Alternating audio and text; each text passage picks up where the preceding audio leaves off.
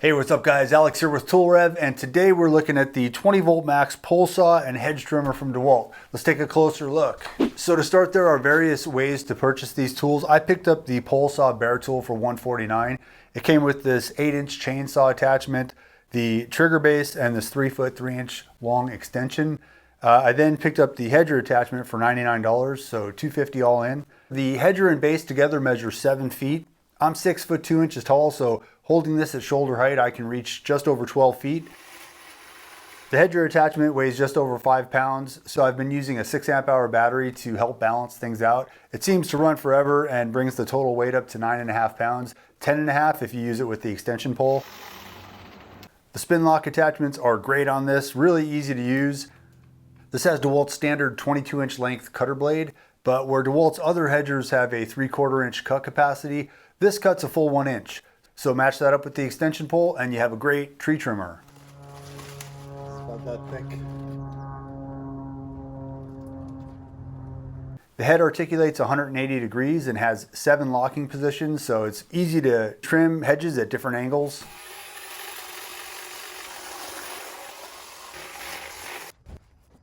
And yeah, so far this has been a really great tool. It's a lot of fun to use, it's very effective, and it's lightweight, and it doesn't need oil or anything to run. You just wipe it down with some blade preserver when you're done to wipe off the tree sap and keep the blades lubricated so they don't rust, and you're good.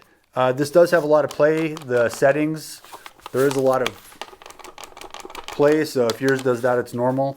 And yeah, so let's move on. The chainsaw does need oil to lubricate the chain. I've been using this Still BioPlus vegetable base oil to prune fruit trees. It does fling quite a bit of oil off the end of the chain, so there may or may not be a better vegetable oil out there for pruning live trees. And I see oils flying out. Yeah. Is that normal? Yeah. This has an auto oiler, and as far as I know, there's no way to adjust it or turn it off. And I would say this does drip more oil than just residual chain oil. So DeWalt says to empty it out after each use, but I just keep a rag under it, which seems to work fine.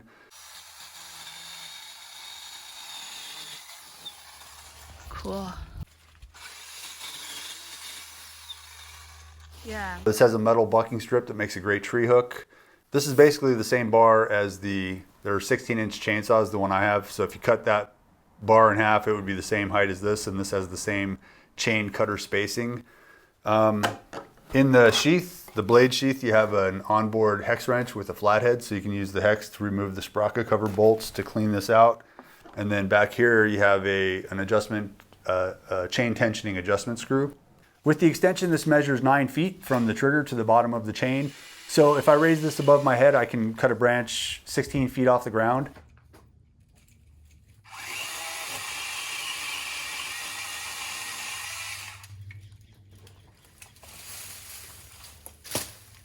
And again, battery life is really good on these. DeWalt says with the chainsaw, they're getting up to 96 cuts through 4x4 pressure treated pine on a 4 amp hour battery. So let's go ahead and make a couple of cuts of our own through this pressure treated 4x4 to get a rough idea of the speed difference between these 20 and 60 volt saws. Both have sharp blades, and we're using fully charged 6 amp flex volt batteries.